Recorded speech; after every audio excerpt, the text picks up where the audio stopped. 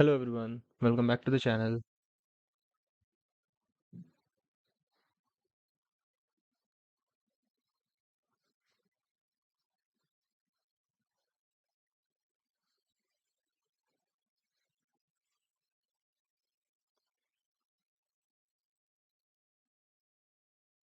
Do let me know if I am audible.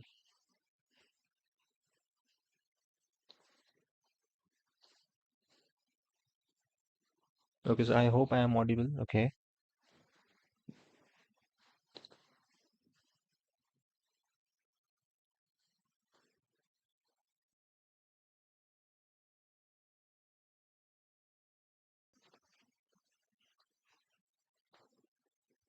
okay.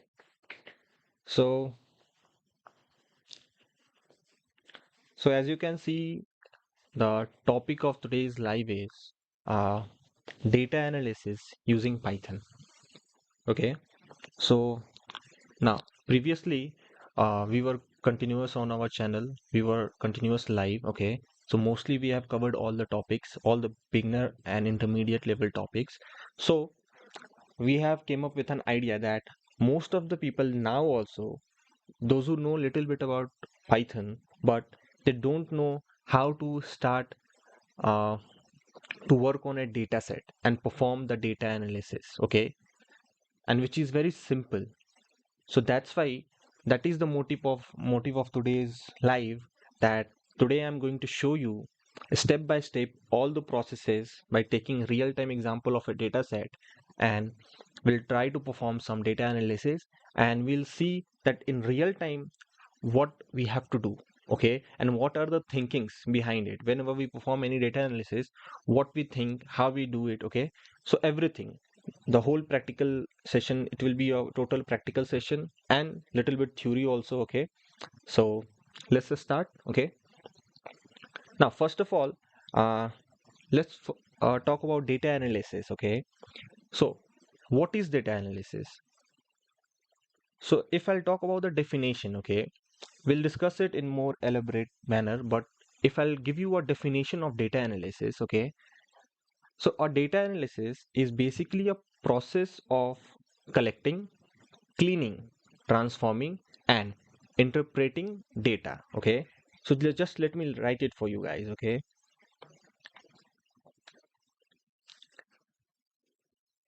so data analysis is basically, it is a process. Okay, in which what we do, it is a process of collecting, then cleaning, then transforming, and at the end interpreting. Okay,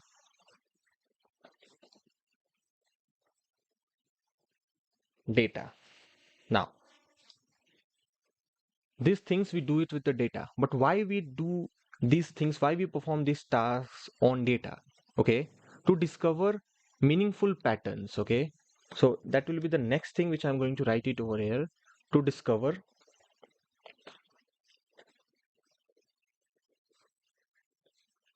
meaningful patterns, okay, sometime trends, okay, and to draw insights, okay. Now to discover meaningful patterns, trends, and to draw insights that is going to help in decision making, okay, that is going to help in decision making.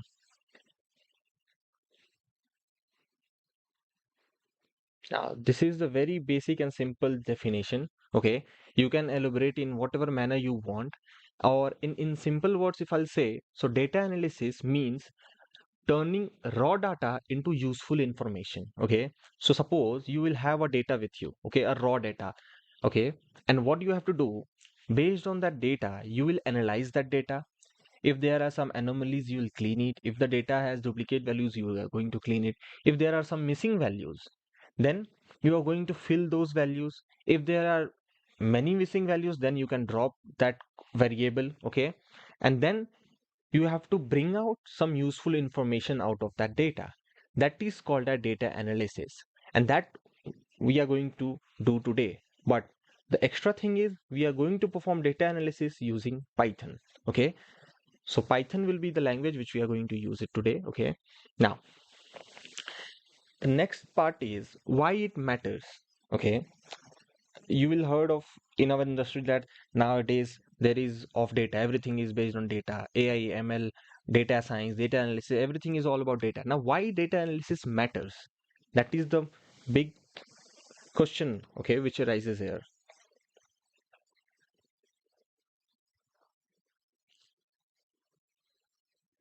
Okay, so first, everything is business oriented nowadays, okay? So it helps business, okay, to become data driven, to make data driven decisions instead of relying on guesses, okay? So you only imagine if you are a business owner, okay, and you have to increase your business, then you will you want to rely on factful data which is going to help your business, or you're going to rely on the guesses, okay, for increasing the sales or for increasing the marketing or whatever the thing is there, okay? You'll rely on the actual factful data or you'll rely on the guesses. So everyone will say that, okay, we will rely on the factful data because data is what? Data is everything, okay? Data never lies. So that because of that, the first thing why it matters is that it helps businesses.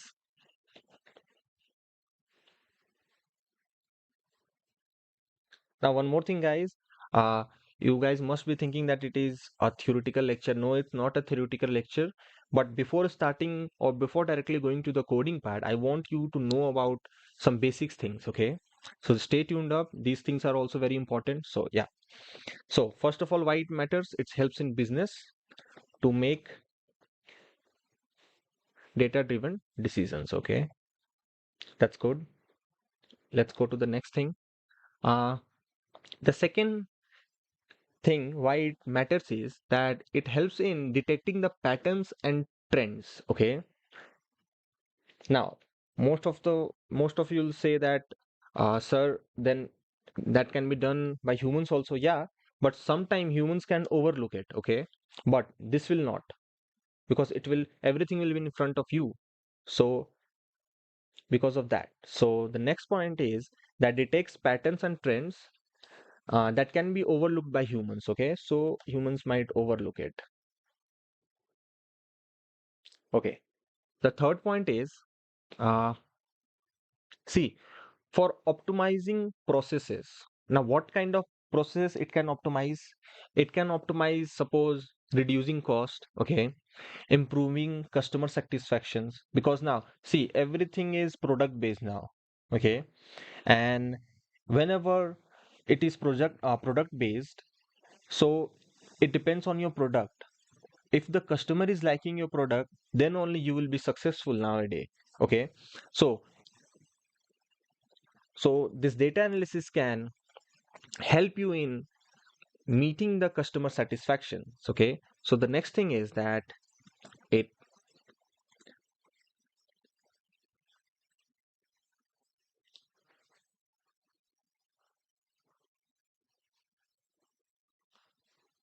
such as reducing cost or improving customer satisfactions, okay? These are some of the things. Now there are many more things, like it supports predictions also.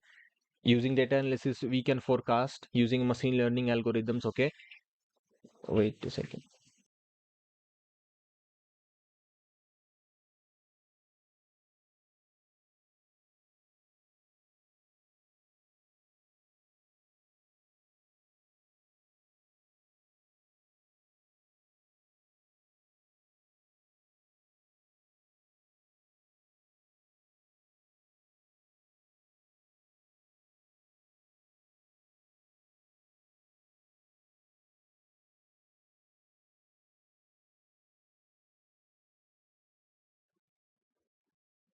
Yeah. So uh, and there could be many more points why it matters. It can empowers industries like healthcare, finance, marketing, sports, and more. Okay, so we are not going to talk that much. These are the three importance which I feel. So I have brought up these three things.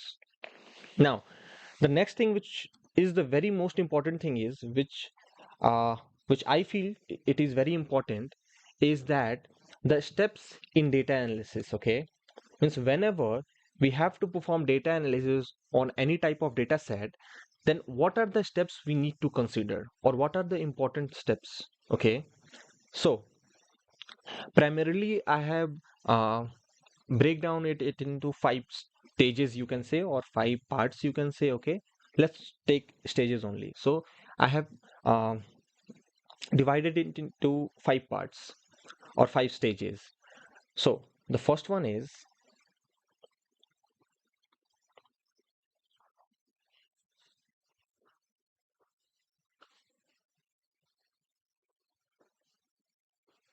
okay, so the first stage will be data collection. Okay, first of all, we need to collect the data. How we are going to collect the data?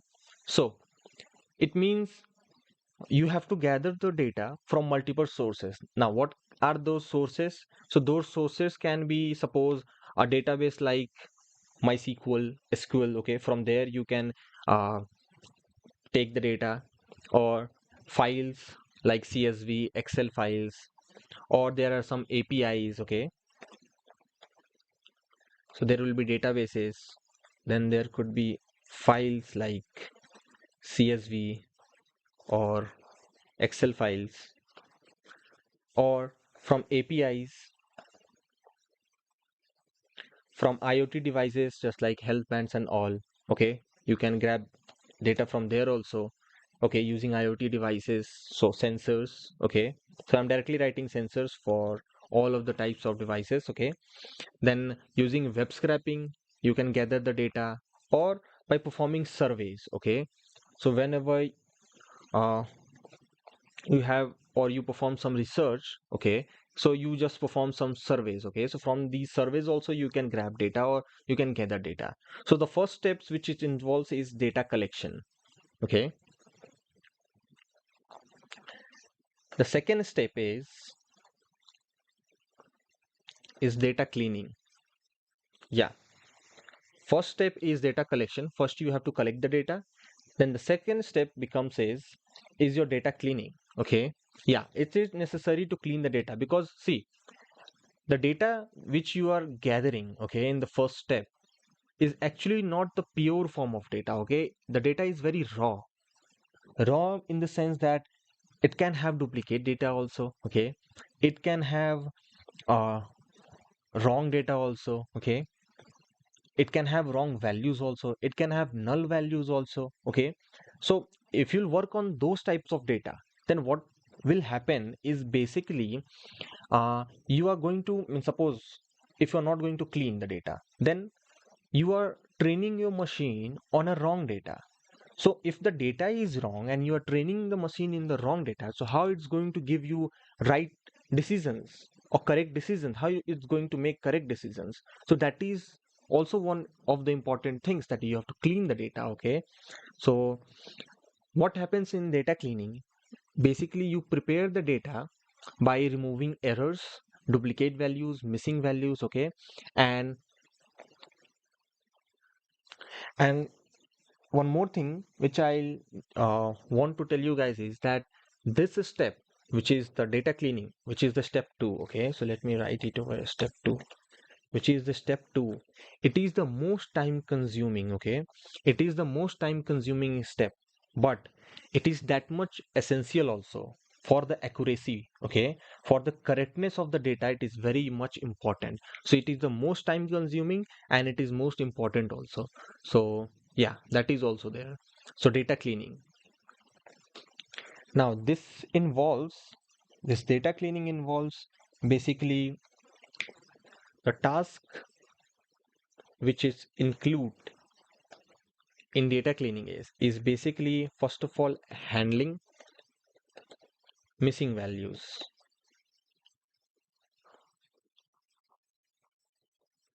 Okay, handling missing values, then correcting data types, then removing duplicates, then dealing with outliers.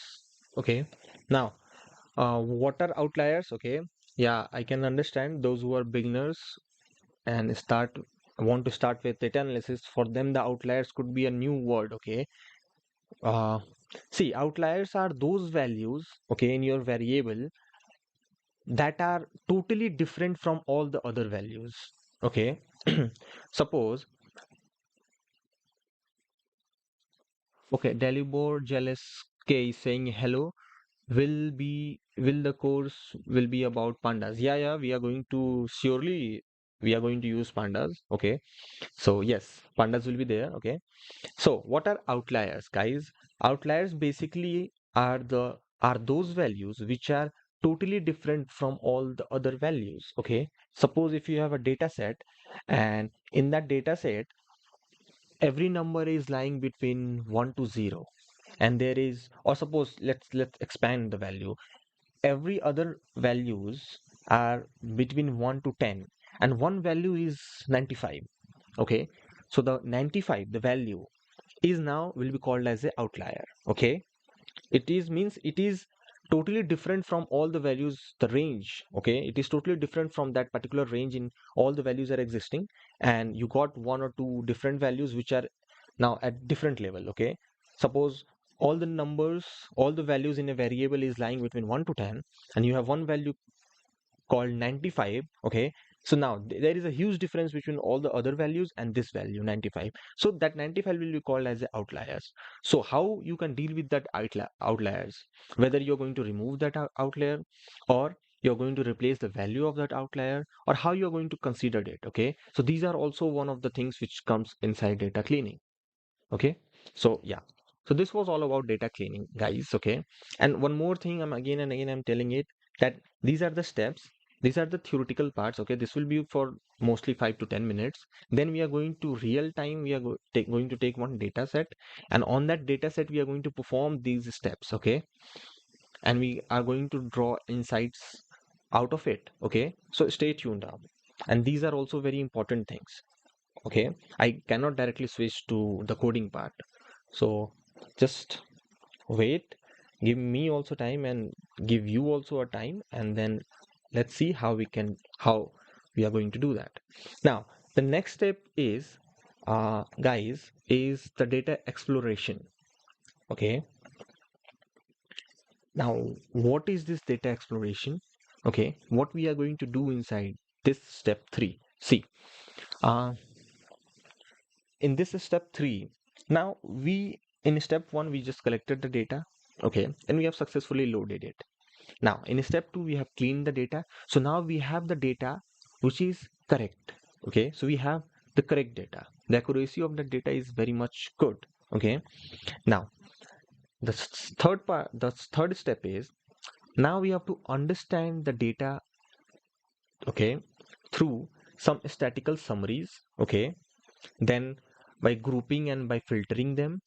Okay, then again by checking correlations. Okay, that if there are, suppose if there are two or three or four variables, so we will see that out of which variables are connected with each other. Okay, connected in the sense, correlation is basically to see the relation between two variables. Okay, I'll explain it in more detail. Just for now I'm just giving you a summary, a brief. Okay, so checking correlations, and the next part is identifying the key variables. Means, see, we suppose if we have a data set, so not means all the fields, means all the variables of the data set is not that much important. Okay, if anyone have worked in database, suppose MySQL or sequence query language. Okay, so you will heard of a concept, primary key. Okay, which is used to identify that particular row uniquely. Okay, so same thing comes with some other data set also. Okay, so all the variables or all the fields in the data is not important. Okay, so which variables are important, that also we have to see, that also we have to identify. So that will also come in this step 3 only. Okay, so what are the things which you are going to consider is, uh, understanding the data. Okay,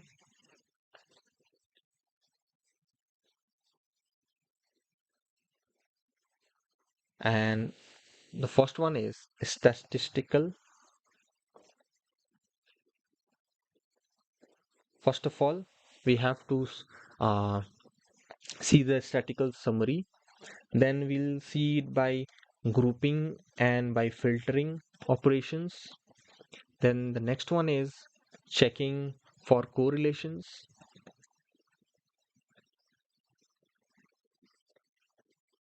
Okay, and the last one is identifying key variables. Now, one more thing, guys, which I like to tell you. See, these all things, okay, just like it is means this live class, I have bring up this live class based on my observations. Okay, so these points which you can see over here is basically how I think. Okay, it's my observation. It can be differ from some other person also. Okay, it can be differ from you also. Suppose today by watching my live you learn something, then you try it with your own, and it's not necessary that you have to follow this approach only. Okay, there are more many approaches also, but this is the more what you'll say, the most common approach. Okay, which can be applied in you can say in most of the data sets. Okay, so because of that I have bring up with this. Now, step 3, data exploration. We have explored the whole data present in our data set. Okay. Now, what we are going to do, the next step will be, which is the step 4, that will be of data visualization, which will be of data visualization. Now, in this step, what we are going to do, using some common tools like when we are in Python, so we can use matplotlib, seaborn, or plotly, and uh, using graphs and charts, we are going to see the patterns. Okay, patterns in our data. Okay, now visualization does what? Visualization makes it easy for us to interpret and explain the results more impactfully. Okay, and for others also, it becomes very easy to understand that particular set of data. Okay, which we have bring out. So that is the thing. So I'll just write one thing, using graphs and charts. Okay, using graphs and chart to see the patterns in data. Okay, and one more thing I would like to add is that visualization makes it easy to interpret and explain the results. Now that's it for data visualization. Okay, there are already built-in functions present in Python for all the types of graphs and all the types of chart. You have to just directly call the function, call the method from that module or from that library, and just use it. Okay, and it's very simple also. So yeah, that is also there. Now, guys, the last step in data analysis is to bring out the insights and the decision making. Okay, so I'll just write insights and decision making. So this is the last step. Now, what happens in this stage is basically uh, we just see the result, and based on the result we interpret it, we draw conclusions out of it. Okay, and these insights can guide us for future actions or policies. Okay, that is there. So I'll just simply write it interprets the results and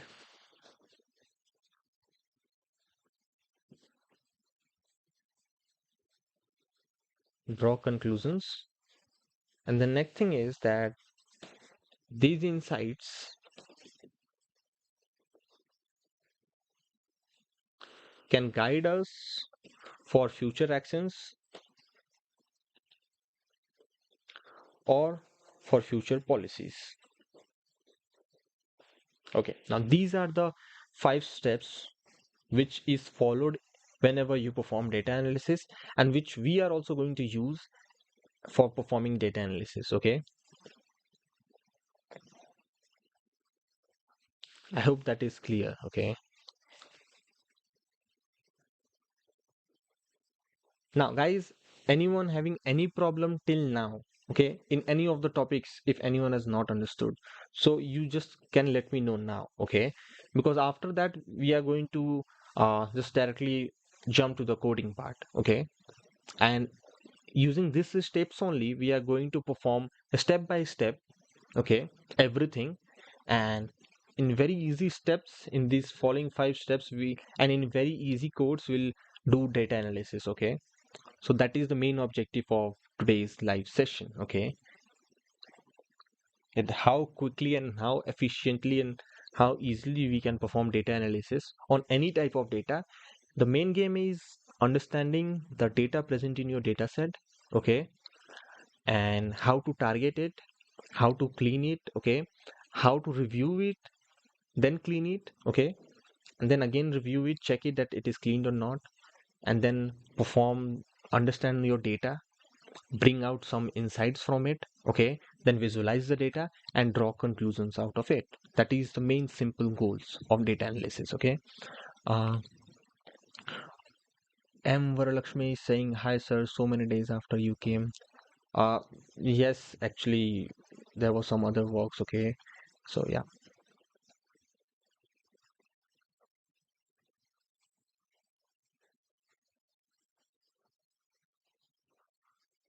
Okay, Varalakshmi, see guys, Varalakshmi is saying that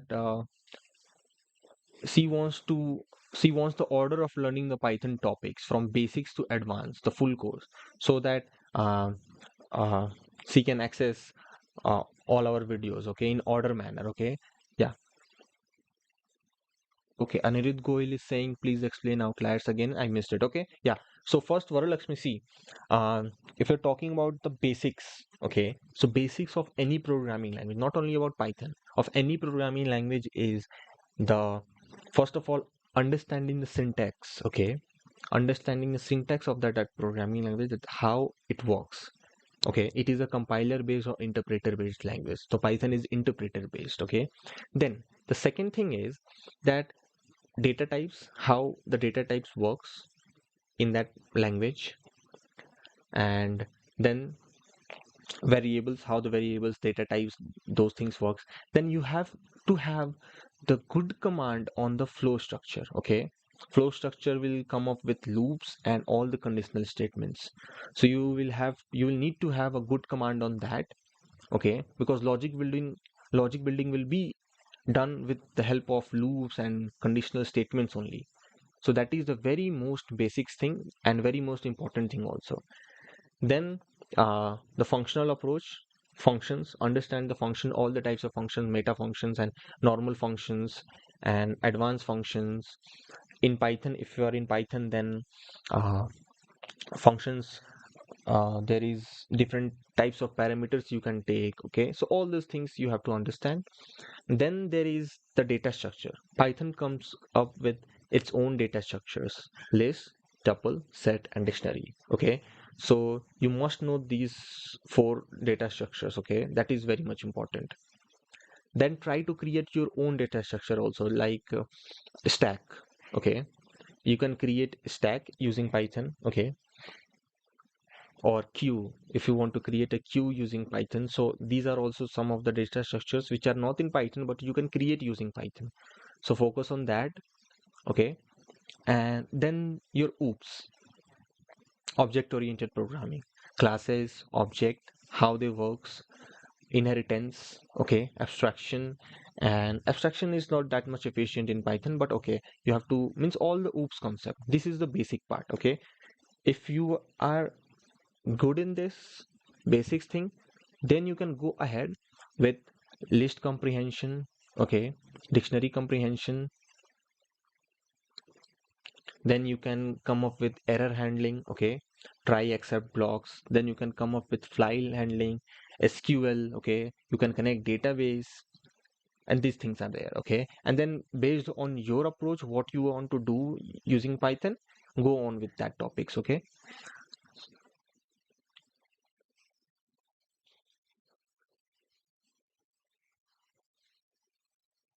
So I hope you got it, okay? I hope you understand it. Now, Anirudh was saying, please explain outliers again. Okay, okay. Outliers, where is it? Yeah. So in step two, outliers is there in the data cleaning. Okay. Now outliers is basically, see, you have values. Suppose you have a variable in which all the values are ranging from 1 to 10. Okay. And there is one value which is 95 or 100 or suppose 105. So that value is now called as outliers, that it is different from all the other values. Okay. So how we can deal with that? So that's why it is called as outliers. Okay. Means it is different from all the other values, means all the other values are ranging between 1 2 3 1 to 10, but there is one value which is very far from all the other values in both ways, in negative or positive, it is very far.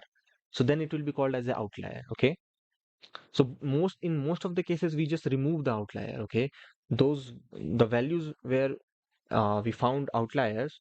So most good way to handle outliers is that we just don't not consider it only. Okay. So we just remove it and then start our observation. So yeah, so that is outliers. I hope you have got it. Yeah, see Varalakshmi, uh, Dalibor Jaleski is already commented it. Okay, these are some of the advanced topics, you can go ahead. Okay, but the most important thing is the basic, I'll tell you.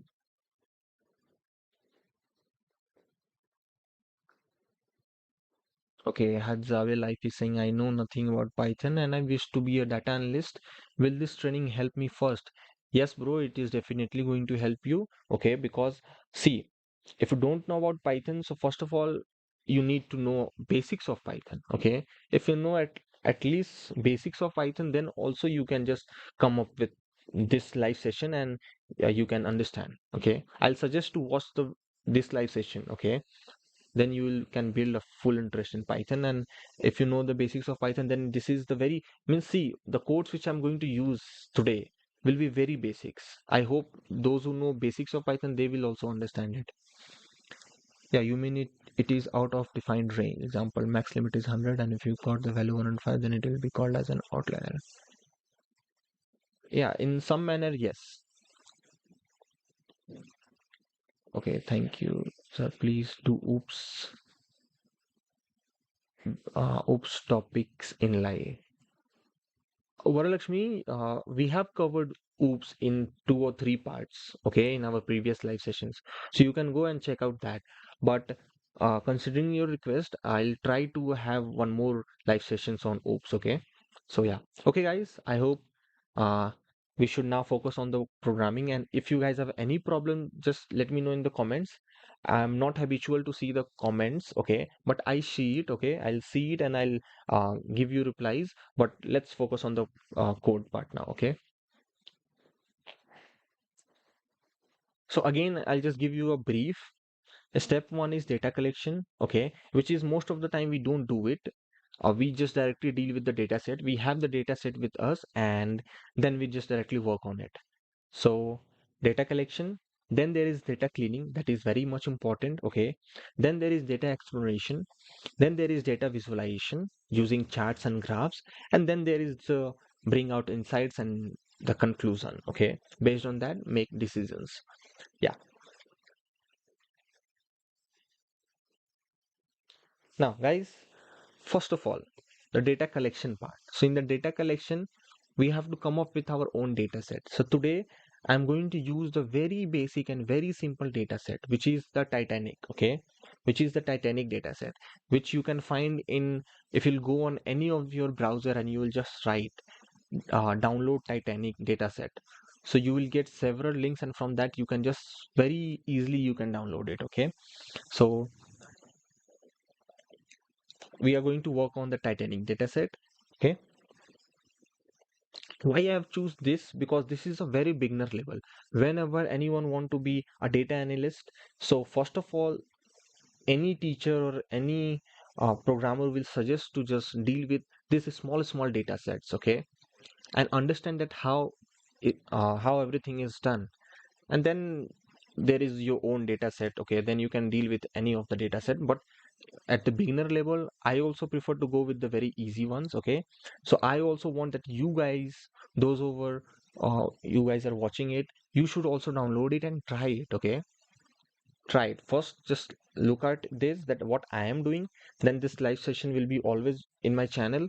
Then comprehensively, side by side, do what I am doing. Okay, then it will be more beneficial. So please take my suggestion. Okay, now guys, step one was what? Okay, so I'll just write everything here, that this is step one, which was data collection. So this is step one in which we are going to deal with data collection. So for that, I have already told you that I have a data set called as Titanic, which I have already downloaded from internet. So you can easily download it. Okay, no need to worry. It's a freely available data set. Okay, so you can download it. Now the next step is, I already have the data set with me. So the next step for me will be, and in most of the cases guys, you guys will also have your data set with you already. Okay, so what you have to do, the next step will be, first step is loading pandas. Okay, because using pandas methods or functions, we are going to load the data set. Okay, the next step is load the data set. Okay, let's see how we are going to load it.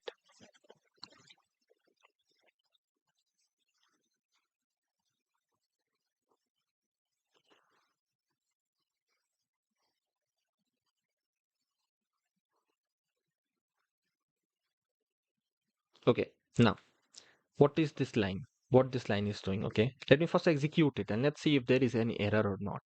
Okay, so now you can see successfully executed means there is no error. Okay, now import pandas as pd. What is doing?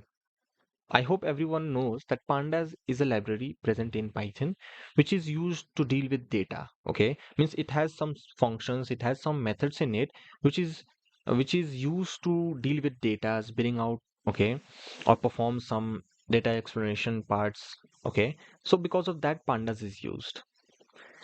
Then pandas has one function called as read CSV. Okay, and why I'm using this read CSV function only to load the data? See, my file name is what? Titanic dot, and what is the extension of the file? Dot CSV. Okay. Now those who don't know about CSV, CSV is basically, the full form of CSV is comma separated values. Okay. So dot CSV is a type of file extension in which you can store your values by comma, separating them with comma. Okay. So I have my dataset Titanic, which is of CSV format. Okay, so because of that, my dataset is in CSV format. I am using the method read underscore CSV, which is present in pandas, and I am imported pandas as PD. So I have given pandas a alias name PD. So whenever I have to use any method or any function from pandas library, what I'm going to do, I am going to use PD. Instead of writing pandas, I'm going to use PDs. Okay, so this is the basic thing, and I have loaded it, and I've loaded it in data. Okay, so I have loaded it in an object called as data. So I hope till now this is clear. So as you have seen, I have successfully executed this cell. So this cell has loaded successfully Titanic.csv in data. So now whenever I have to deal with Titanic.csv, I'm going to use this data object. Okay, till now everything is clear. Let's go to the next part. So next part is that I'm going to display the first five rows, the first five rows of our dataset Titanic.csv. Okay, so for that, I'll just use two print functions. One print function I'll use to just tell people or tell myself that first five rows of dataset. Okay, and next print I'll use to print the first five rows. Okay, so now guys, in pandas there is one more library, there is one more method which is called as head. Okay, now this head method is used to give first five rows of that particular data set. Okay, so it will be applied with the object of the data set. Okay, so that's why we have to apply it in data. Okay, so data dot head, and let's just execute the cell. Okay, so as you can see, uh, the fields, the variables are there. Okay, so first five rows: passenger ID, survived, passenger class, P class, then there is name, sex, age, siblings, I think, yeah. Then parch, ticket, fare, cabin, and embarked. Okay, these are the fields name. Okay, variables names, or what you can say it as column names. Okay, most people okay use it as a column name also, but now variable is also called as the column name. I means you can call a column name as variable. Okay, so passenger id you can call it as a variable. Okay, that is also fine. So these are the first five rows. As you can see, it's starting from 0. So 0, 1, 2, 3, 4. So total 5 values are there. So I'll just read out the first value. Okay, and everything is visible on the screen, so you guys can look out it. So first, uh, for the zeroth row, passenger ID is 1, survived 0. Okay, passenger class was third class, means 3. Okay, I'm not saying third class, 3 class. Name was Braun Mr. Owen Harris. Sex was male. Age was 22. And I think siblings or some person with it was 1. Okay, means true. And Parch was 0. Ticket was A521171. It may be the ticket number. Okay. And the fare was 7.2500. So the fare must be in dollars. Okay, I guess. Yeah. So,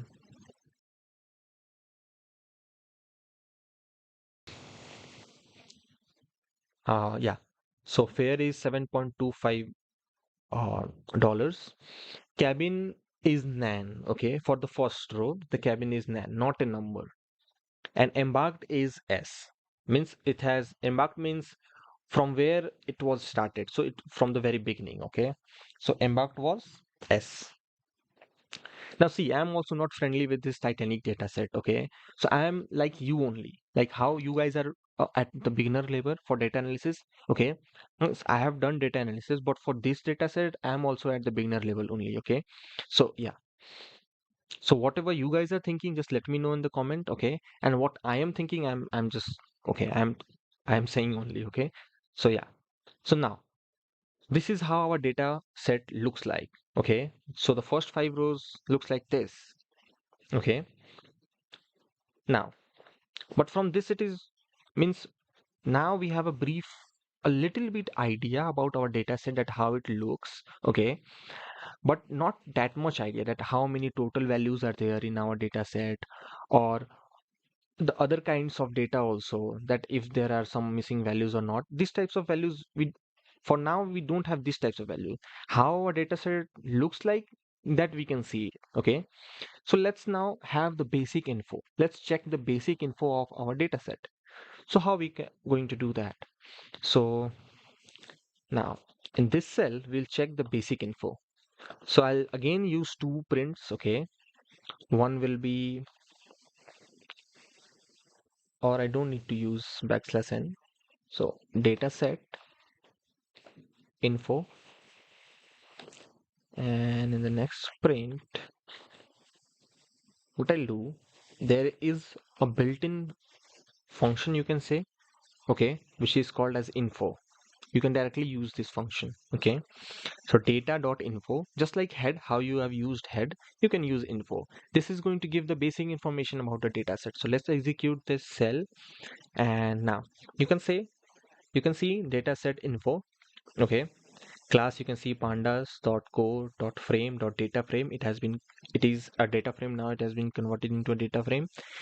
The range index is 891 entries. Okay, and 891 out of this 891, one is your field. Okay, one row is be considering as your uh what you say, your field.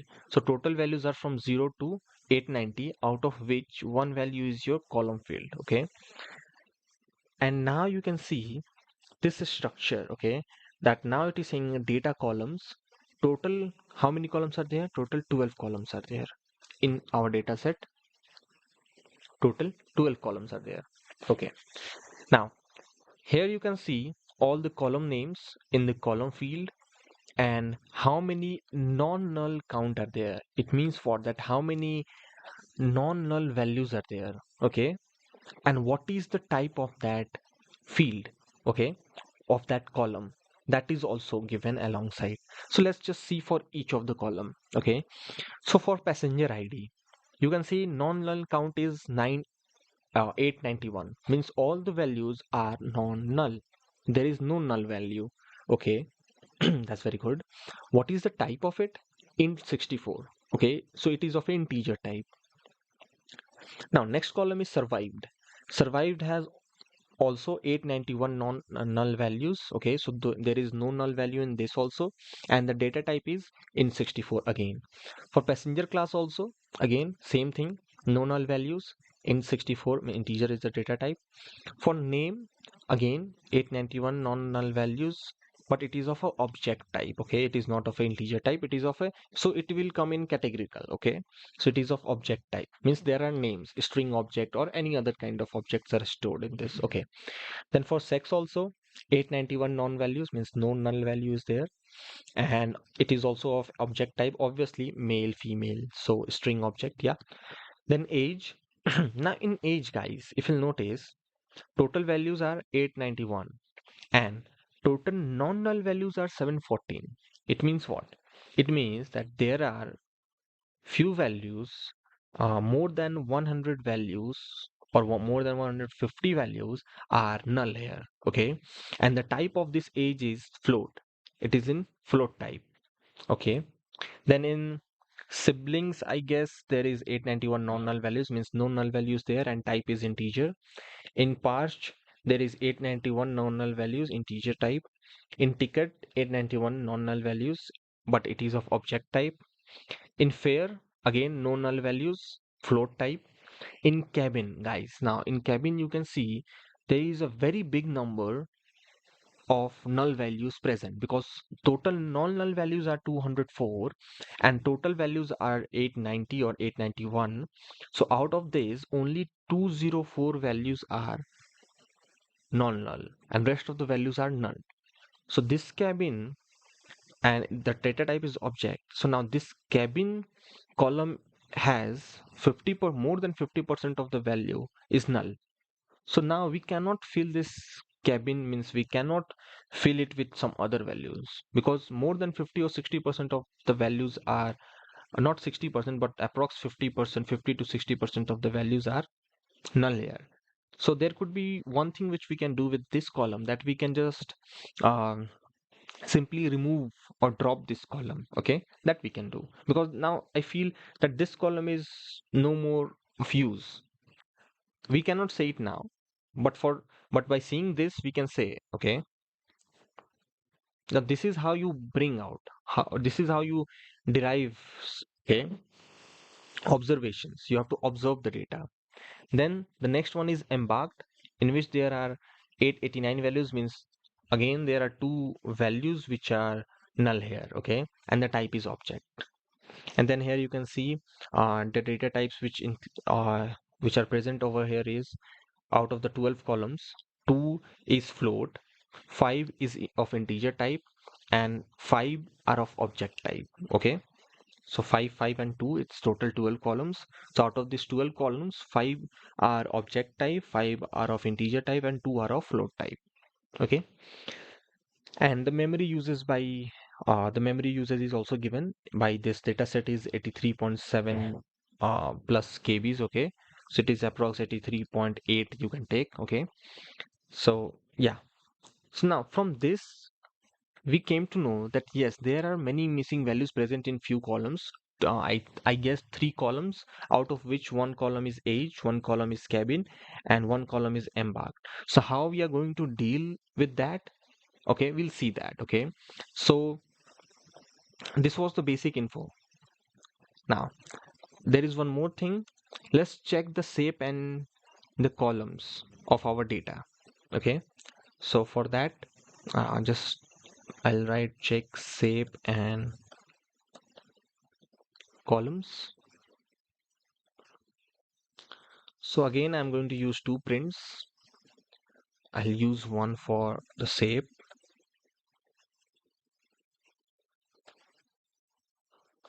So data.shape. Shape is a direct attribute which you can use, okay, which is present in pandas. and then there is columns. And what I'm going to do, I'm going to print all the columns converting into a list. So all the columns will come it in a list way, in a list manner. So as you can see, shape is 12 columns, and how many rows are there? So first value is for rows and second is for the columns. So rows are total 891 and columns are 12. And all the columns names are passenger ID, survived, passenger class, name, sex, age, siblings, parts, ticket, fare, cabin, and embarked. Okay. Okay. Um, had Zeb Life is saying, where is that file located? I hope in the starting of, I'm sorry, in the starting of the coding part only, I've said you that this data set is freely available. Okay.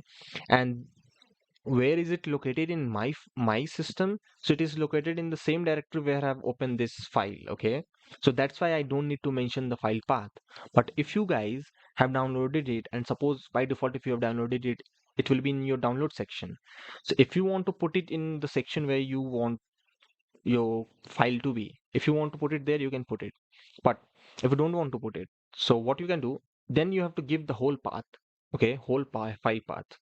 Suppose if it is in my C drive, so then I have to give my C drive, okay, C drive path. So that is there.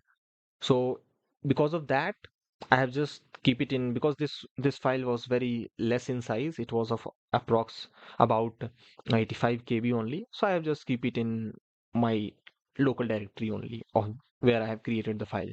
So okay, and where you downloaded this dataset from. So this dataset, which is called as Titanic, is freely available everywhere. Okay, so you will go on any of your browser, and if you'll go on any of your browser and you will just write download Titanic dataset, so you will get it. Okay, it's freely available everywhere and it's very easy also. So yeah, okay, you can download it. So where we were, so we have checked the shape and columns. So, okay, now this was all about the first part, which was data collection. Okay, the step one, which was data collection, in which we have seen how to load the data set, display first five rows to understand how our data set is. Then to derive more information, we have generated the basic information about our data set. Then we have checked the shape of our data set to reconfirm it, and then we have checked all the column names. Okay, now the next thing which we are going to do is we'll come up with the step two.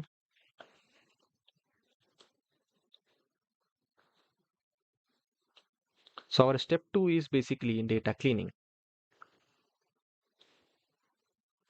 Okay, now guys, I have told you already that this is the most time consuming step and the most important also. So please focus on this.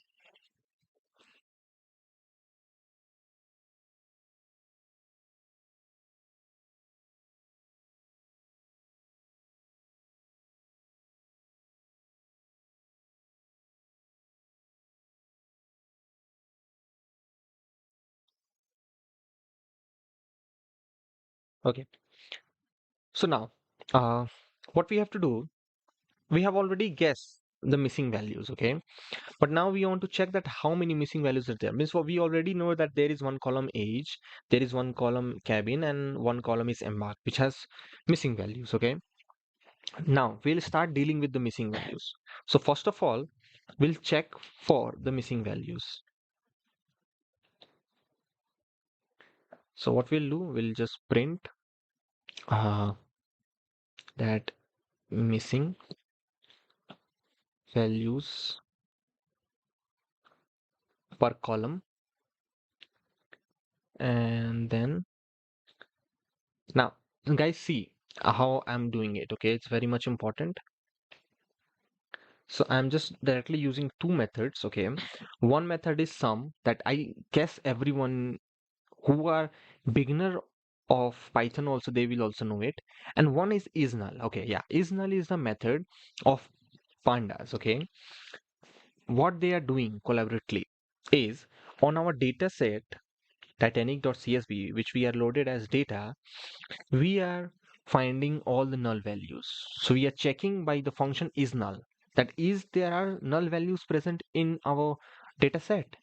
Okay. And if there are null values, so then we are applying the dot sum method. So what will happen collaboratively with is null and sum is null will make sure that if there is a null value or not, and sum will do what is going to sum up all the null values. So suppose first null value found is founded, then sum will do what, it will add that. Then again, if one null value is found, the sum function will add up, add up, add up, and then you will, if and now when I'll print it, so we'll get a value like this. Okay, on every column. See, missing values per column is our first print. In our second print, we have the names column wise. Okay, and along with that we have all the missing values added, sum up. Okay, so in passenger id, survived, p class, name, sex, there are no missing values. In siblings there are no missing value. Pass, ticket, fare, there are no missing values. In cabin, in embarked, so age, cabin and embarked are the columns or are the fields, or you can say or are the variables which has missing values. So age is a variable which we can see which has 177 missing values. Okay, so we can deal with this. Okay, because it's 177 and it is of integer type, or which type it is, age is of float type, it is of a numerical type, so we can deal with this. Okay, then there is uh, cabin. Now guys, if you notice, out of 891 or 890 entries, 687 are what, 687 are null. So it means what, that we cannot fill 50%, more than 50% of the values with a mean, with an average, or with a most common occurrence. Okay, we cannot do that. So that is the thing. So most probably what we will do with the cabin column, I feel that we are going to ignore this column, so we can just directly drop it. Okay, and then there is embark, which has only two missing values, so we can fill embark. So we are going to fill all the null values of age and all the null values of embarked with the in age we'll fill it with the average because it is a numerical data type, and embarked, I guess it is a object data type. Okay, let me see. Yeah, it is a object data type, so we'll fill embarked with the most common occurrence. Okay, and we are going to drop cabin. So this is what I have observed out of it. Okay, now what I'm going to do, now I'm going to fill the missing age with mean. Okay, mean means the average. Okay, so I'm going to fill the missing age with the mean values, means the average value. So how I'm going to fill it? So for filling it, I'll use one way, and it is very simple. First of all, there is a method called as fill na. Okay, so the method itself is saying fill na, means fill null values. Okay, and access the age. Okay, sorry, single quotes, because age is a column. Okay, so access the age, and then with what, so age is present in data, so age in age dot mean. Now guys, dot mean is present in pandas and is present in numpy also. Okay, so don't be confused, and I'm using in place equals to true. Now what is in place, what is this? Okay, everything we'll see it. Okay, I'll talk about it. No need to uh no need to get confused at what I'm doing, why I've written this line of code. Okay, I'm going to explain it everything. Okay, but for now I'll just check it that if this code is correct or not. Okay, so I'll just execute the cell. It's successfully executed. Okay, now I'll go ahead, I'll explain it. Don't need to worry, I'll explain it. But first, let me do my job by filling out the age and the embarked. Okay, then I'll tell you what I have done. So age I'm filling it with, mean the missing values in age I'm filling it with the mean, means the average, and the missing values in embarked I'm filling it with the most common occurrence, which is the mode. Okay, now why this uh, differences are there in age and embarked is because of the data type. The age has a numerical data type float, and embarked has an object data type, basically string. So because of that, in a string we cannot do average, in an object we cannot do average. So the most common one, the most common occurrence, with that we are going to fill it. Okay. Then there is data. We will access the embarked. Now I'm using two different ways, guys. Okay, I'm using two different ways. One way I've used this, okay, and another way I'm using it here. Okay, you can use both the ways. That's why I'm using different ways. And same work is same, everything is same, only the writing structure is changed. So inside fill NA, what we are going to do, data will access the embarked. Okay, in embarked dot mode method, and out of this mode we are going to access the first index. Okay, and now I've written this. Let's execute this and let's see what happened. Okay, so successfully executed.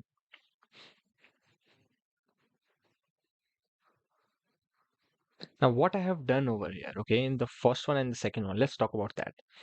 So first of all, data dot fill NA. Okay,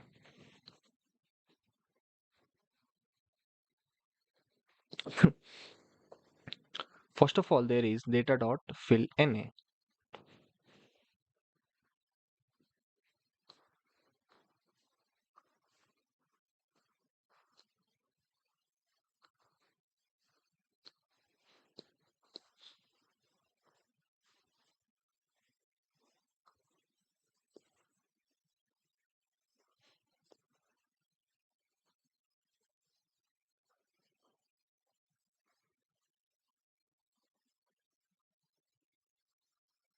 Wait, let me fix my screen here. Okay, I hope now it's good.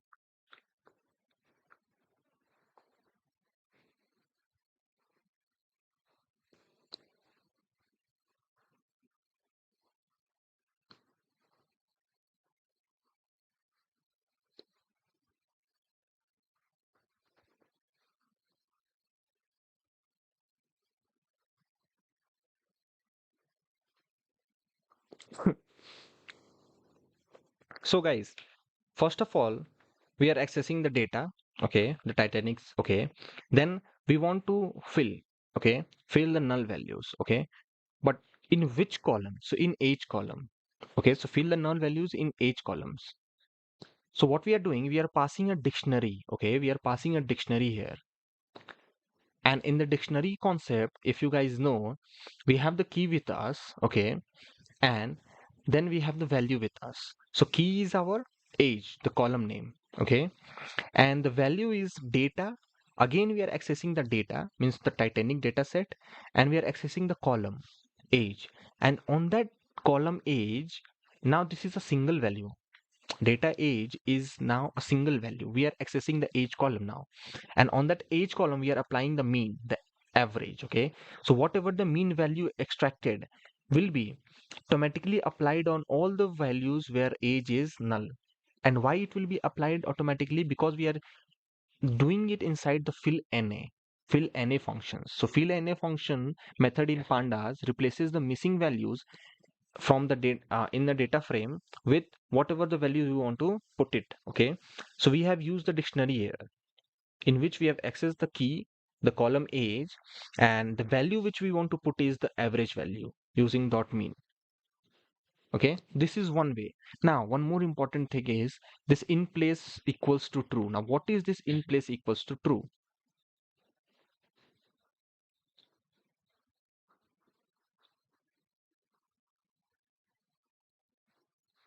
So whenever you write like this, in place equals to true, it does what? It modifies your original data.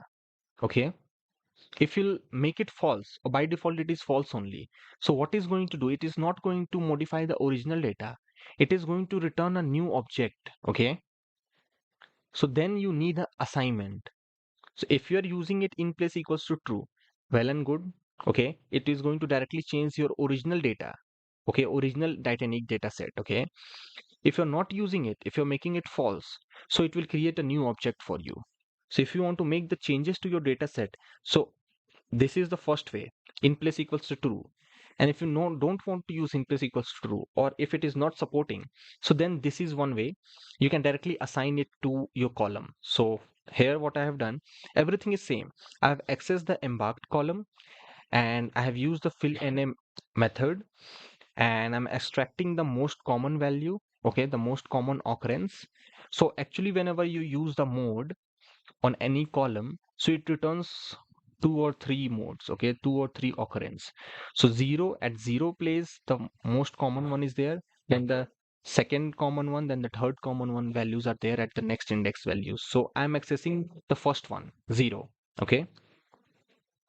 So fill NA, data embarked, the most common occurrence one, okay, and I want to fill with that in our embarked column, and then I'm reassigning it. As you can see, I'm reassigning it to data embarked again to that column, so that it makes sure that the changes are done to the original data set. Okay, so I hope now it is clear.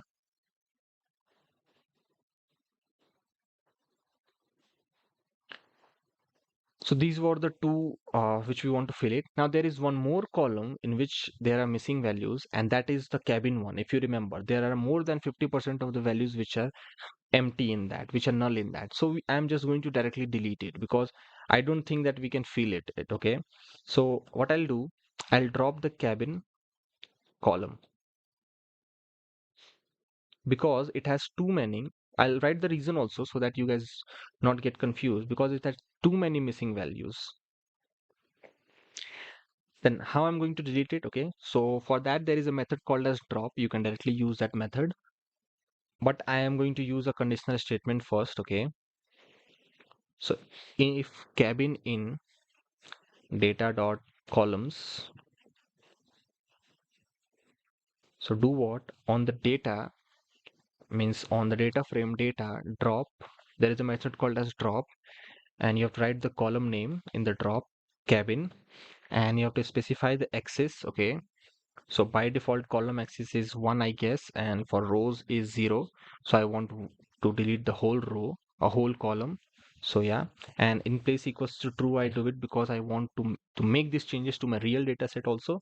And next thing is I'll just give a print for the confirmation to be printed uh, in my screen that it has been dropped.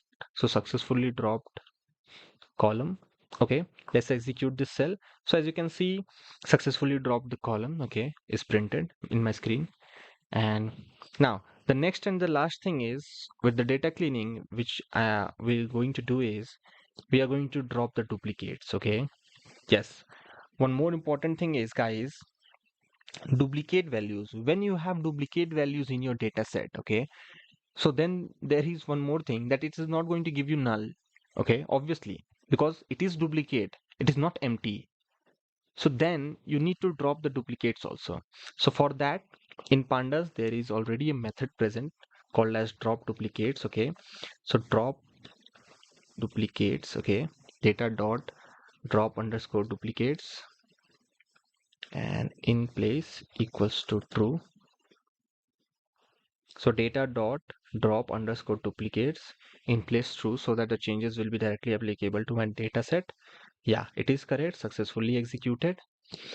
Now let's confirm our cleaning, okay, that whatever cleaning we have done, actually it has been done in our data set or not. So I'll just print after cleaning and let's see. Okay, I hope it should have cleaned it, okay. If not, then we'll try some other ways, okay. So again, same technique, we'll check it with is null dot sum. Let's check it. So as you can see, guys, 0 0 0, everything is 0. And previously, as you can see, in age there was 177, in cabin there was 687, and in embark there was 2. And here we'll see that cabin is not there, okay, because yeah, we have removed cabin. In age you will see 0, and in embarked also there are 0, means now there are 0 null values. all the null values we have filled it, and there was one column which has more than 50% or 60% of the data as null, so we cannot apply any of the approaches on that. So based on that, we just remove that column. Okay, so with this we are done with the step 2. Okay, now it's time for go to the step 3. Okay, so guys, now after completion of step 2, this is the this is the thing, this is how you have to look at your data, look out to your data set. Based on that, you have to see that if there are missing values or not. If there are missing values, that how to fill that values. If it is of what type, if it is of integer type, then fill it with the average. If it is of object type, then fill it with the most common occurrence. Okay, and there are many more things. This is because I'm dealing with this data set, and what I am means getting, what I can think, it's based on that only. If you guys can practice and practice more, so you guys can think more of means more good things and you can apply it. Okay, it's totally upon the person, but this is the basic approach. Now the next part is the data exploration part. Okay, which I feel uh, very happy when I use this. Okay, so the first thing in data exploration is we will see the basic statistical summary. Okay, so for that, what we'll do,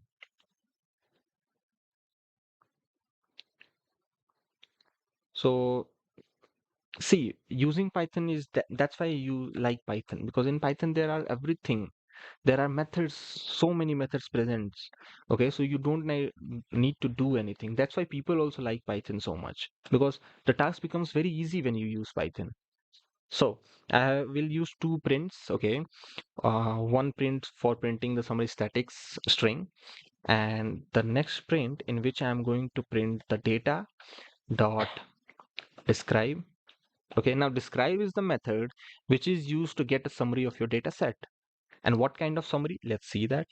Okay, so this kind of summary means total count, the average value of each, the standard deviation, the minimum value, the maximum value at 25%, at the 50%. Okay, so 50% is actually the average value, at 75%, and then the max value. Okay,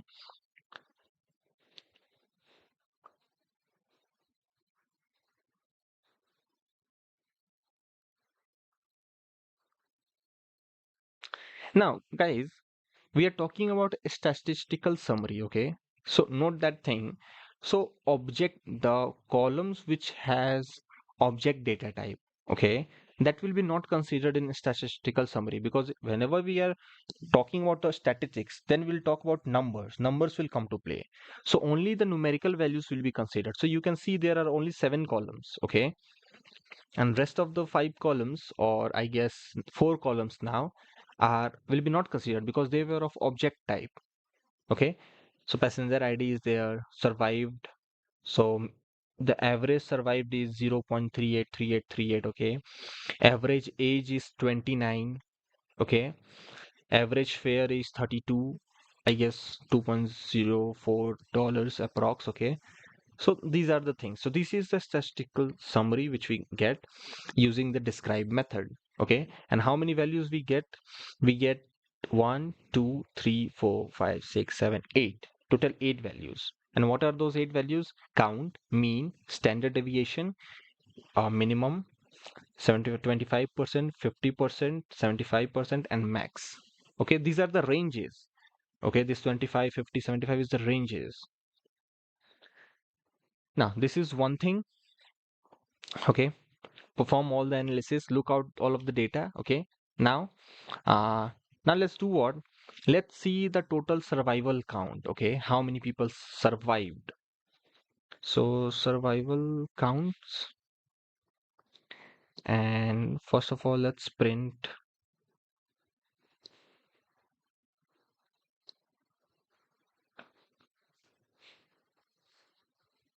And what now, for checking out the survival count, there is one already field created called as survive.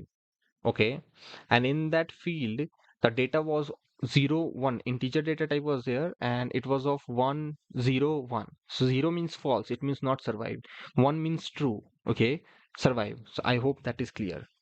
That's why I cleared it, okay? So people should not get confused.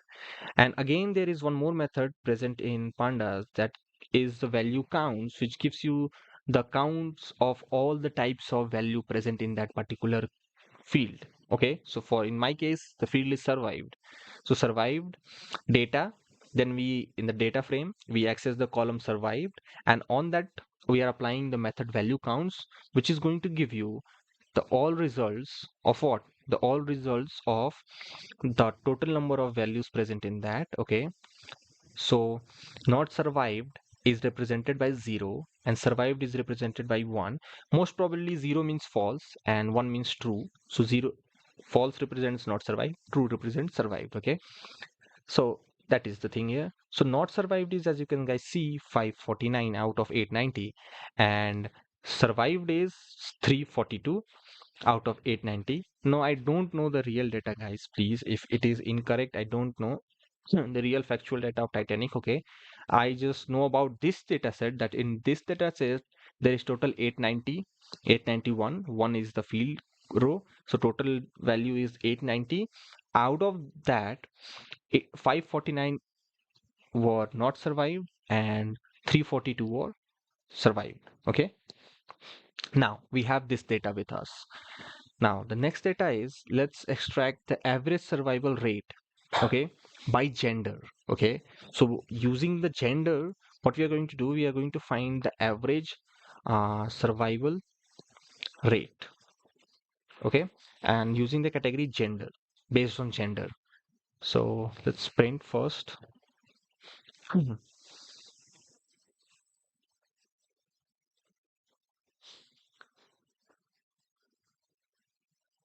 So survival rate by gender.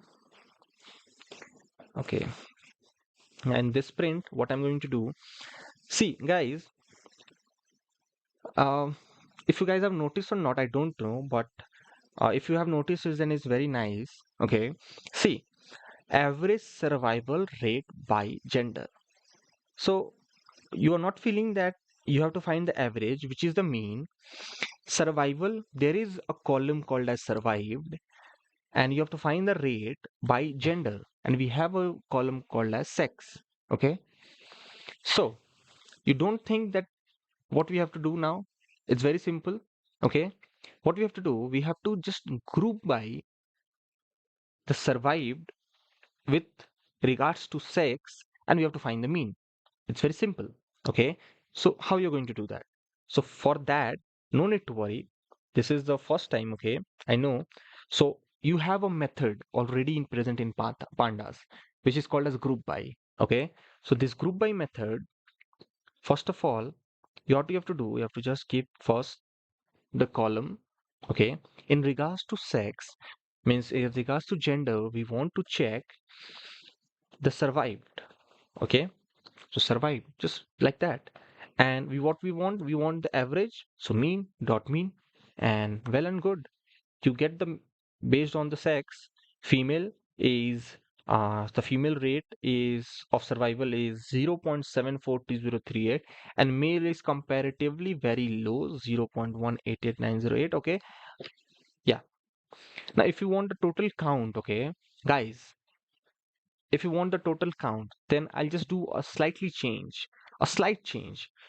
Average survival, I will change it to count survival rate by gender. Okay, instead of rate there will be value, count survival value by gender, survival value by gender.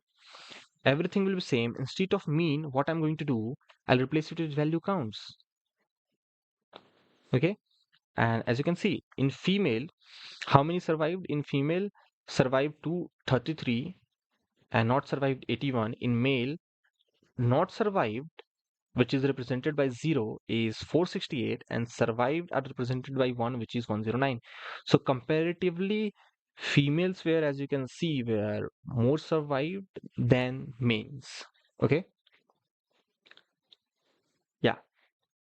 So this was one thing which we find out, and then the next thing which we will do is, I'll again copy it because the code will be very much same, only little bit changes we have to make. So next observation which we'll make is average survival rate by passenger class. Okay, by passenger class. So average survival rate by passenger class. So now I guess that everyone have till now have known what I have to do. I have to just change the column name. So one survived will remain same, and in place of sex I'll just change it with p class dot mean, and that's it. So in passenger class there were three types of classes. Okay, first class, second class, and third class. Based on that, on the first class, as you can see, the rate was 0.629630, and comparatively the class is decreasing, means degrading. uh, the survival rate is also degrading. So as you can see in 2, in the second class it is 472,826, in the third class it is 0.242363. Okay, so it is decreasing as it is decreasing uh, in the passenger class also. Okay, so degrading in passenger class is directly equals to, or you can say is it directly dependent to, so decrease in the passenger class with regards to degrading in the uh, survival rate also, decreasing in the survival rate also. So that is the thing. Okay guys, now one more important thing which is here is uh,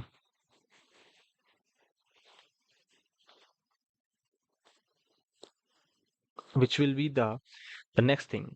And now guys, please pay attention, because this is one of the most important things, which is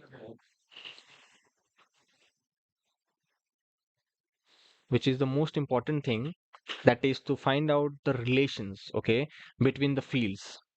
How we can do that? See, so first of all, it is called as a correlation matrix, and how it works, I'll just tell you everything, but I just want to first print it, okay, print the matrix to you. So for printing the matrix, write the dataset name, or sorry, the data frame name, okay. Then there is a method called as CORR, CORR, okay, CORR, which stands for correlation, okay. And here you have to use uh, one relation type, which is numeric only. Okay, so only the numeric fields will be considered. Okay, so only 7 fields which were of numerical type, we want to find the relationship between them only. Okay, now uh, we have seen the relationship between passenger class and, okay, first of all let me tell you how it works. Okay, first of all let me tell you how it works, and then we'll discuss.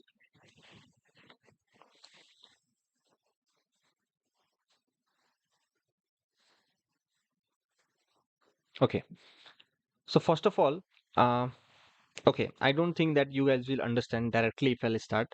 So first of all, let me tell you about what is correlation. Okay, what is correlation? So correlation is basically, you can say, it measures the relationship between two variables. Okay, and now the relationship is of, I guess, three types. One is positive relationship, one is negative correlation, positive correlation, negative correlation, and the third one is no correlation. Okay, now how you will understand that when is positive correlation, when is negative correlation, and when is no correlation. So for understanding this, for positive, always remember the value will be positive. Okay, and this value means the correlation matrix always varies from 1 to -1. Okay, so 1 to -1. So +1 to 0. Okay, if you are finding +1 to 0, if you have some values between +1 to 0, so you can say that there is a positive correlation. Okay, so when one variable, okay, what is correlation? So let me write it over here.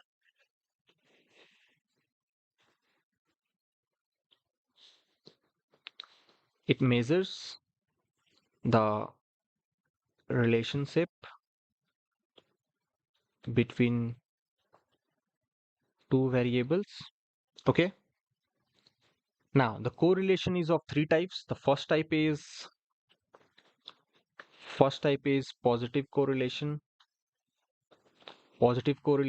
okay, which is indicated by +1 to 0. Okay. Now what happens in this, when one variable increases, okay, so the other will also tend to increase. Okay, so the other will also tends to increase. Now at what percentage it will increase and how it will increase, okay, it may happens that if it is increasing by 5%, so the second one can be increased by 1% only, but you will see one tendency of increasing. Okay, so there is a positive correlation. If the value is between +1 to 0, remember guys, don't get confused. Then in negative correlation, as it suggests negative, so -1 to 0. And what happens when one variable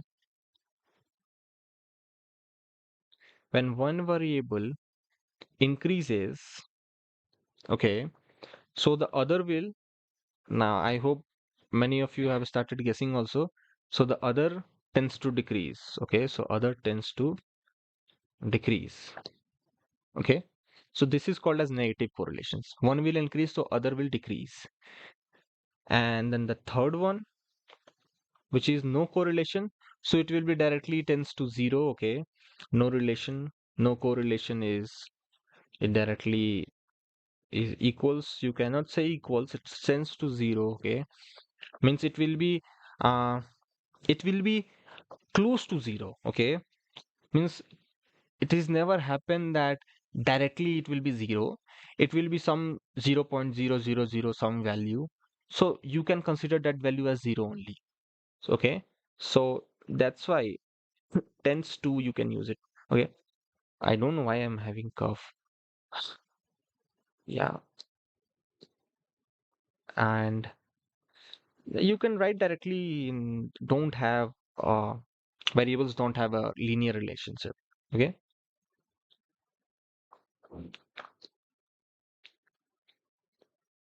if you want guys, if you want an example, okay, if you guys want an example, so I can just give you a simple example um of height versus weight. Now you guys must have observed that the guy taller, the weight is also high. Okay, it will not seem that his weight can be that much, but because the height is more, the weight is also tends to have more, so that says as positively correlated. So we usually it is positively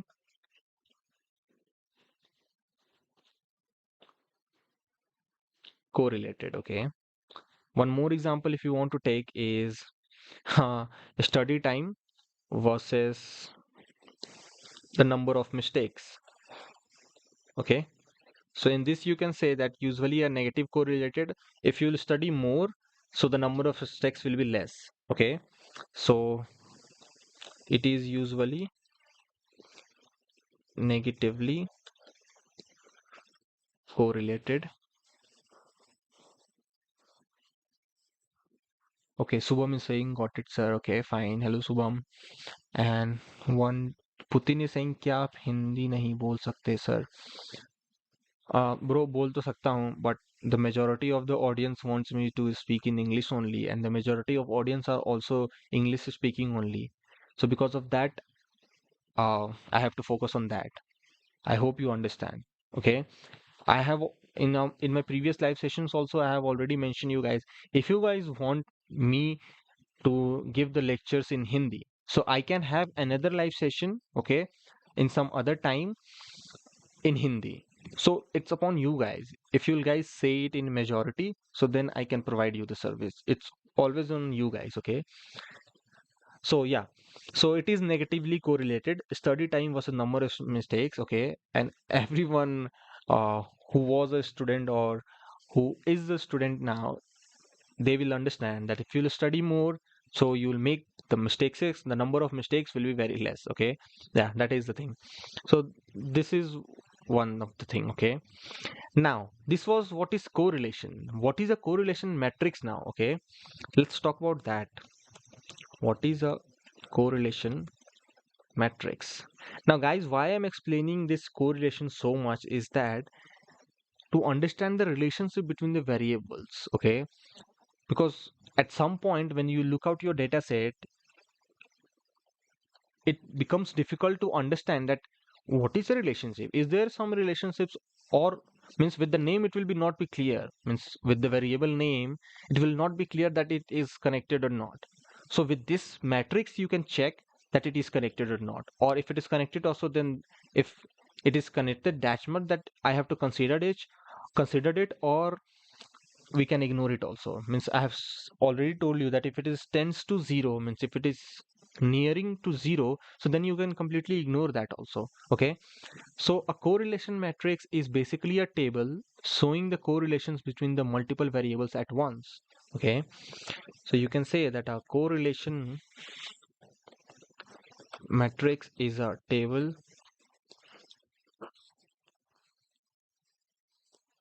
showing correlations between multiple variables at once. Now what happens in this? Now I'll show you what happens in this. Basically the rows are equals to variables and the columns are also variables. As you can see, the rows are also variables and the columns are also variables. And each cell is the correlation coefficient between the two variables. Okay, and the diagonal one, you will notice that the best correlated ones are the diagonal ones. Suppose passenger ID and passenger ID will always be one, survive and survive. So the diagonal is always one because a variable is perfectly correlated with itself. Okay, and when you'll see the symmetric, so the correlation is between x and y and is same as the y and x. Okay, so if you'll go in this manner, first x, first the row and then the column, then also it will be same. If we'll go it in y and x, so then it will be same thing.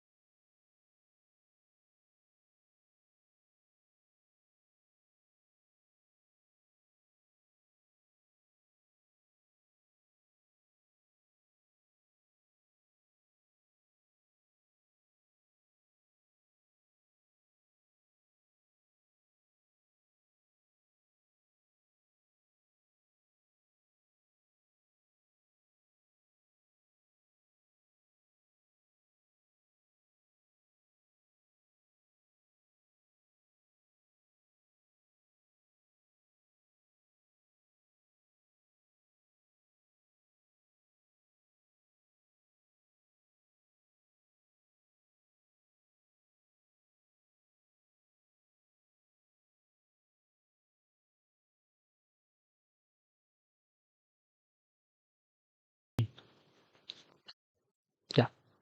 Okay. Sorry for the delay. So yeah, what I was saying that the symmetry, if you'll see, the correlation between x and y is same as the y and x. Okay, and the diagonal is always one because a variable is perfectly correlated with itself. Okay, so these are the things which you have to consider. Now, by taking this theoretical knowledge, now we'll come back to this matrix and then let's talk about how they are related negatively or positively. Okay, let's check that.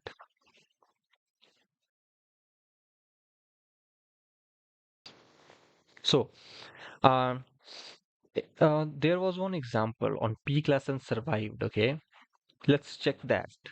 So on passenger class and with survived. So you can see there is a negative relation. Okay, it's clearly visible.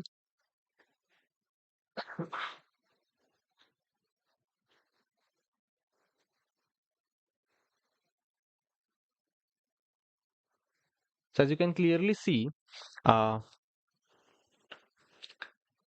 P class and survived. Between this, there is a negative relation, and that relation is minus 0.338481.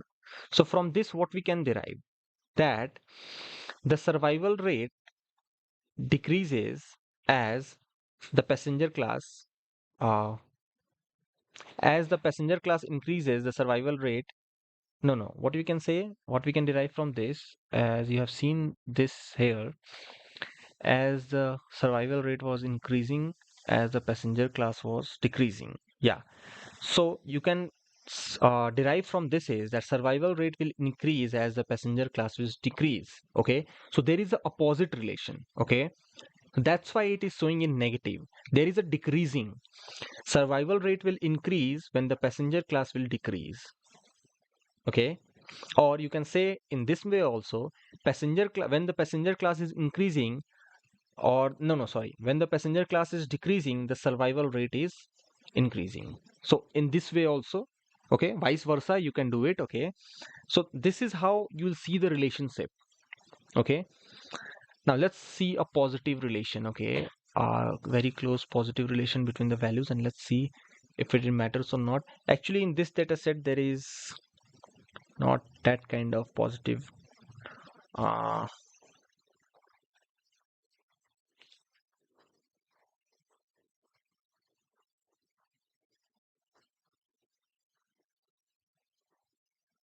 okay, as I've said you that this data set is new for me also.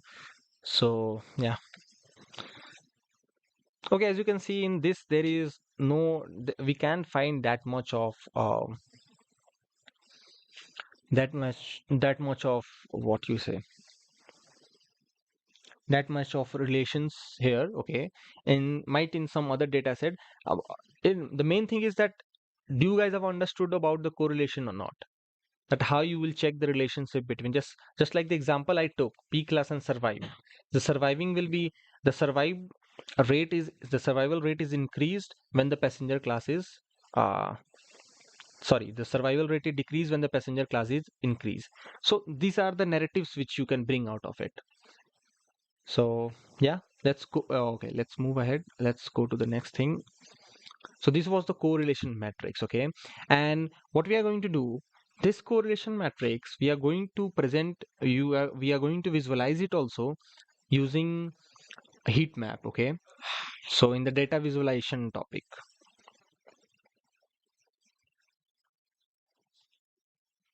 Now the next step is uh, the step 4 that comes up with the data visualization, which comes up with the data visualization. That is, now whenever you have to perform data visualization, so first of all you have to import some of the libraries. Okay, so one is matplotlib.pyplot, so we'll import it as plt. Then another one is cbon, which is a little advanced. Okay, which will import as sns. Okay, and let's set the style. Set the style of our graph, which will be using sns.set, and we'll set the style as white grid. Okay, there are different styles also, let me tell you. Okay, we'll discuss some other time about all the types of styles and what are the needs of them.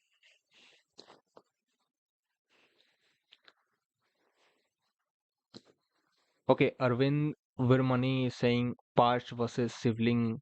Yeah, it's 044. Yes, yes, I have seen that. I've not ignored that. I've seen that. But actually, frankly speaking, Arvind, okay, uh, this two parts and siblings, I don't know about that much. Okay, what are these column means? Okay, so because of that, I'm ignoring that. Okay, if you have a question, I'll go and read this data set more thoroughly because see, data analysis is not that much simple also. So that is also one thing.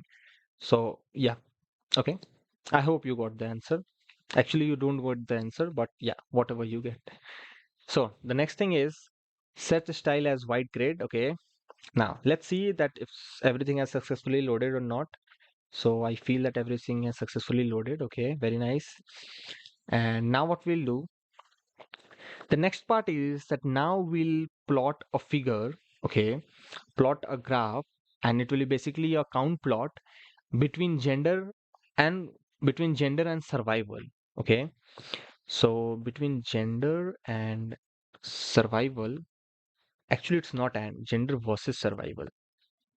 Okay, so plt dot figure, and we'll give the figure size, that how much size it should take. So fig size is a parameter which used to give the figure size. Okay, 6 4 is basically uh it's this one is for the height and this one is for the width. Okay, 6 is for the height and 4 is for the width. So plt dot figure, fig size is the parameter in which we apply the height and width inside the in a tuple format. Then we'll use the SNS. Okay, cbon. In cbon there is a plot called as count plot. Okay, and we'll use that. So x equals to, so in the x-axis we'll present our uh, gender column, which is as sex, and in the y-axis, uh, which is called as, we'll put our survived. Okay, and the data set will pass it as data equals to data. So this data is a parameter in which we are giving our own data frame, that is the data. Okay, don't get confused in data. This data is the parameter based on which this plot will be drawn, okay, or created. And this data is the data frame data which we have created in pandas. Okay, then using the plt will give the title. So this both cbon and pyplot both together works very nicely. Okay, so that's why we use both. Count by gender, then we'll just write plt.show, and let's see the graph. Okay, so survival count by gender. Okay, and here you can see survived. Zero gives you not survived, and one means survived. Okay, zero means this blue one gives you, the sky blue one gives you not survived, and one, the orange one, gives you survives. Okay, so meaning are clear now. So this is the graph as you can see. Okay, let me just, yeah, now I hope in one frame it is visible. So guys, as you can see, based on the survival count based on gender, on male you will see most more than 400 are not survived. Okay, and approx 100 are survived. That data we have seen with the value count also. Okay, and in females, approx I guess 80 or 90 are not survived, and more than 200 females have survived. Okay, so that is the thing. It's so clear with the graph that we have seen with the value count also in the data exploration part, but with the graph also, when you have to present it, it will be more sightful. Okay, okay, let's draw some another thing. Let's draw the passenger class versus the survival. Okay, passenger class versus the survival. So now everything will be same. So I'll choose the lazy path and I'll just copy it and paste it over here. So everything will be same. Instead of the columns, I'll just change it. Means instead of the axis, I'll just change it. So instead of sex, it is passenger class, data equals to data. And in the title, I change it the survival count by passenger class. Okay. And let's see this. Okay, so on the passenger class, I've already told you that there are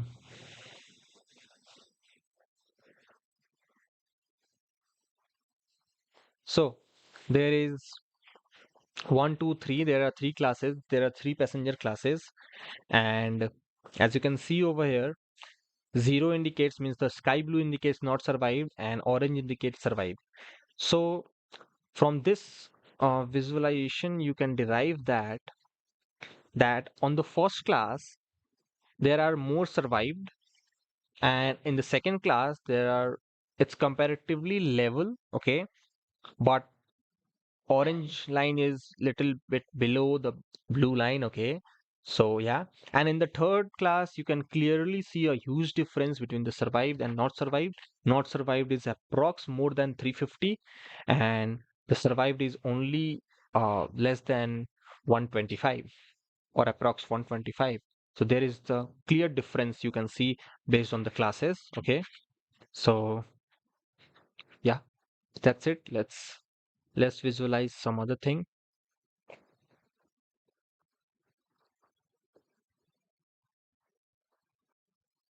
Okay, now we have our age column also with us. Okay, so let's see that how many uh, age groups are there. Okay, so we'll see the basically the age distribution. So PLT dot figure. Now this time we are going to use a different class because now count plot cannot give us actually count plot will work, but see now uh, in that Titanic shape, there would be children's also, there will be teenagers also, there will be matured person also ranging from 20 to 30 age. Then there will be persons from 30 to 40 age group also, 40 to 50, 50 to 60, 60 to 70. So there will be so many values.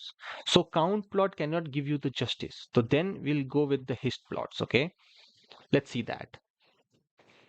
So fixed size will be I will take that size only 6.4. It's quite good size.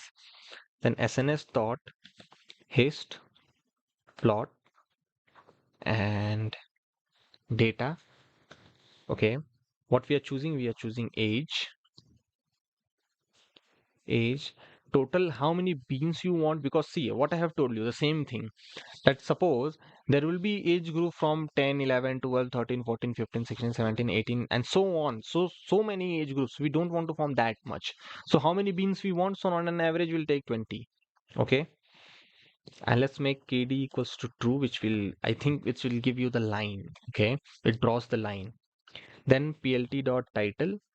In title we can simply give that age distribution of passengers. Okay, and then let's just use the so. Okay, let me just draw. So as you guys can see, uh the value comes from here, and it goes highest at the age group of 30. Between 25 to 30 is the highest. Then it goes down, down, down, down, down, and it's down. Okay, so this is the range. Okay, is the 30. 30 is the bin where the most people are of that age group, means the most people were the mature. Okay, so yeah, that is the thing. This is the age distribution of all the passengers. Okay, let's okay, uh one more thing, the correlation heat map. Okay, the correlation matrix which we have drawn, let's do what, um let's just draw the a graph of that also. Okay, a heat map of that. Okay, so plt dot figure. Again, now I'll just quickly give it fixed size equals to 6.4 and sns dot heat map data dot core dot numeric only equals to true,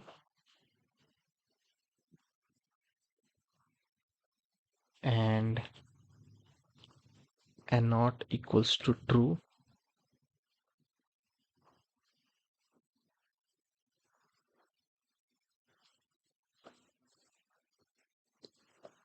And there is one more thing.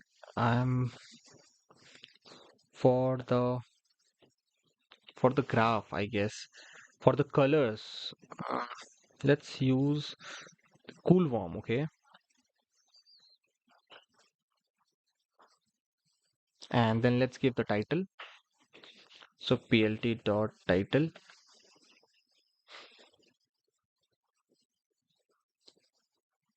feature correlation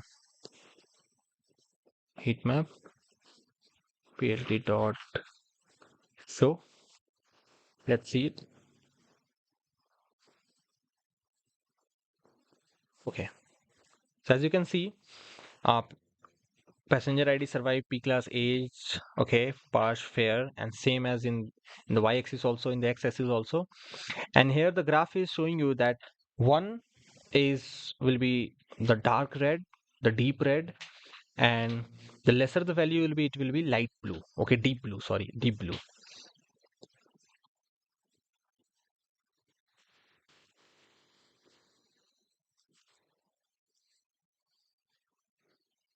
So now from this graph, it is more clear that which one is okay. As you can see, minus 3, 0.34, then there is 0.5 minus 0.55. It is also negatively correlated. Okay. So passenger class, yeah, one more understanding from here which we can bring out is, see the fare and the passenger class. Okay. As the fare, uh, as the passenger class increases, the fare also gets increased. Okay. So that is one draw which we can draw out of it, observation which we can draw out of it. So, so I think all of the things we have abstract, means we have observed, we have bring out. Now it's time for do what? Now it's time for the next step, that is the insights. Okay, what insights we can draw out of it? Let's see what we can do. So let's do what? Let's compute the key survival rates. Okay. So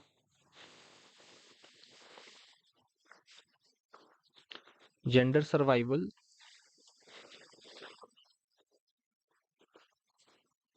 group by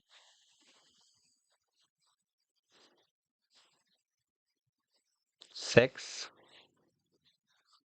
and based on survival. So survive,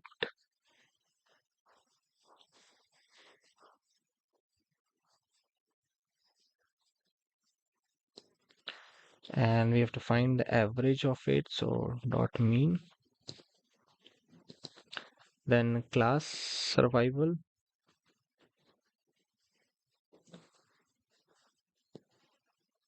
I'll just again copy it and I'll paste it over here. I'll just change the P class.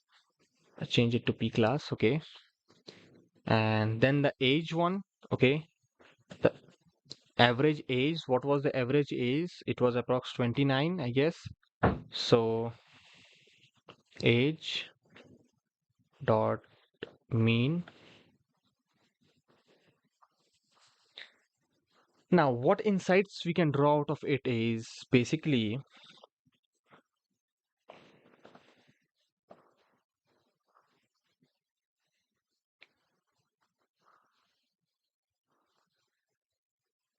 the first one is the average age of passenger. So average age of passengers. So age underscore mean. Okay. And I'll just print to two floating point values. Okay. In years. Then the next thing which we can derive is the female survival rate. So female survival rate will be basically gender survival, and we'll extract the female, and it is saying rate, so just multiply it with 100, so we'll get the percentage. Okay, dot till two floating point values. Okay, and give a percentage symbol. Yeah, Same thing you can do it with the male also, the male survival rate. Just remove FE,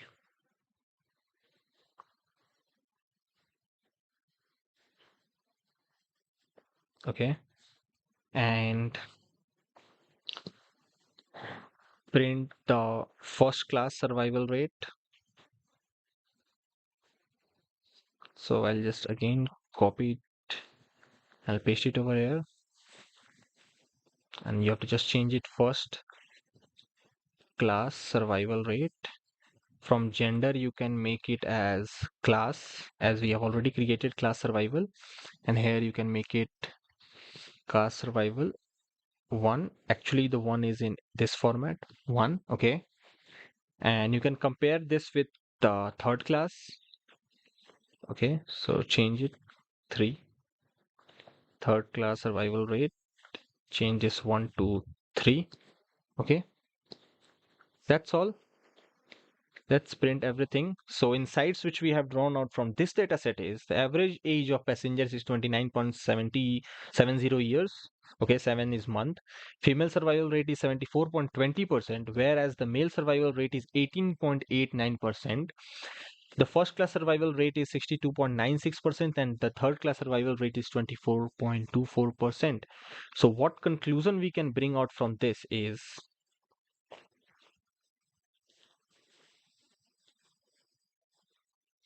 what conclusion we can bring out of this is basically what we can say is women and children, especially in higher classes, okay, uh, had higher chances of survival, okay, and next thing what we can say is passengers passengers in third class had significantly lower survival rates, okay, had signi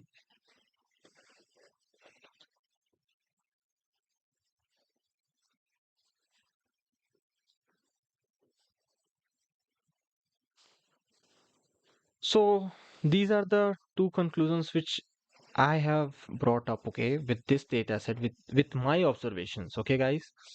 What are your observations? I don't know,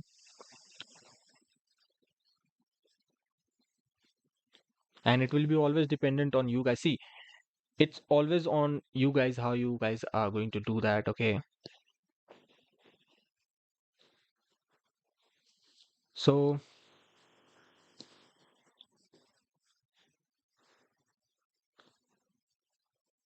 that's all, guys. That's all for today, okay. And one more thing, I hope this video might have helped you guys, and you guys must start performing data analysis. And those who are beginner of Python means they know about Python, they have already done programming in Python, so for them this live session was, I guess, uh, very much useful, okay. You can watch it again and again, and you can do your own analysis, you can perform your own analysis. First of all, I want you guys to perform the analysis with this Titanic data set, okay, and see your observations, what you can observe, what I have not been able to observe in this data set, what you can find unique from this, okay, and let me know in my next live session. This is your assignment, you can take it as assignment. And not that, then there is one more data set called as iris, okay, so you can work with that data set also. And one more thing, guys, uh, see, it's not fixed when I come live, but whenever I come live, I just inform in my channel, okay. So I have just pinned the section in the chat. You guys can go click on that link, you will get the my WhatsApp channel link. So whenever come live, I just first inform there only. So it's just sudden, it just happens sudden, so there is no fixed time, okay. Whenever I get time, I just come live, okay. So because of that, I just inform everyone on the channel just 1 or 2 hour before. So if you guys want to learn more with me, okay, by me, so then you guys can follow that Okay, go and follow that channel. So whenever I'll come live, or not only for live sessions, okay, on the channel I just post more and more different Python codes for extracting PDFs, for creating audios, okay, and different kinds of things, okay, for creating different types of graphs, unique types of Python code snippets. So for that also you can follow that channel, okay.